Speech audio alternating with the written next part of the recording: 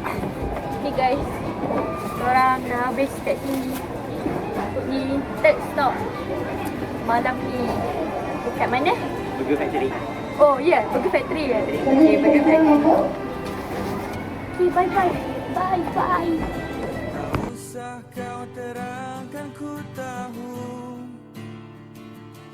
potret wajahmu di setiap Macam meme lembu yang tengok pantai tu, yang lembu stres tu lah, macam ni. ceritamu padaku, biar ku rasa apa yang kau lalu. Terang-terang bersama rasa sayang, ku biarkan kau terbang. Terang-terang sudut kecil ku isi untuk senyum. Kau macam meme lembu. Kau macam meme lembu. Pernah tengok tak lembu yang tengok pantai tu? Macam tu. Sama. Lagu yang ku tulis ku nyanyikan. Style lah benda ni. Style. Kenapa ni dia buat parti sini? Itu saya macam apa ni? Kan golden. Ni industrial thinking ni lah tahu. Okay guys. Kau BBQ kan? Lepas dia on BBQ. Okay. Ini dia bagi raw onion ni. Bukan caramel manis.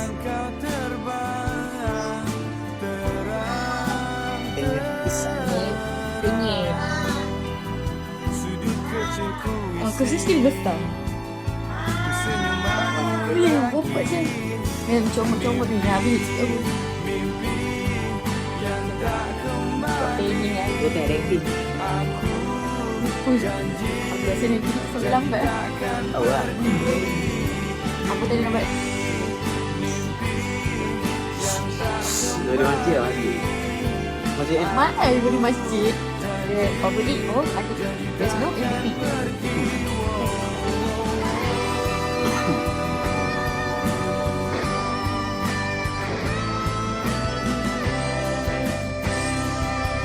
Aku rasa dia nak nyanyi ke macam metabolism tu sikit. Senang. Kenyang. Oh hari ni. Bukan lunch tadi lah. Oh lah tadi memang dah sikit lah. So breakfast tu Kan? ibarat habis. Kalau kau otak dia roti tu kau buat. Entah kan? Aku ada kacang campur dengan kita tadi. Aku nak try nasi lemak. Curahkan deritamu padaku, biar ku rasa apa yang kau Kenyang. lalu. Tak kau. Kau tengah air sekarang. Dah RM9. Rasa sayang Last kita makan pukul 5 lah. Pukul 6 lah, pukul 6. Pukul 5 lebih lah. Jangan. Lambat siap. Kau tak lapar balik? Tadi lapar lah. Tak sekarang aku dah makan. Dah minum air zen. Adjust nanti dia buat dia. Dia dah sendawa lah ni. Tadi lapar kan? Kau jadi. Dia tak habis aku makan fried tau. Nak sendawa je.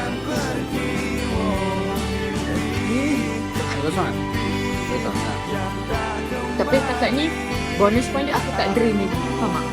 Sekarang? Energi aku tak drain walaupun dah seharian tengok. Faham tak?